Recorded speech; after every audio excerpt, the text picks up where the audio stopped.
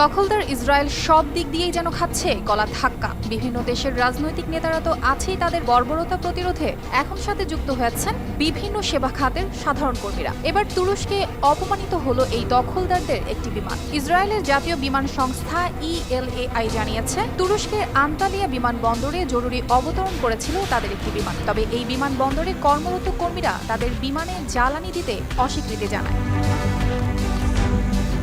23 June রবিবার এক প্রতিবেদনে এই তথ্য জানিয়েছে ইসরায়েলি সংবাদ মাধ্যম টাইমস অফ ইসরায়েল।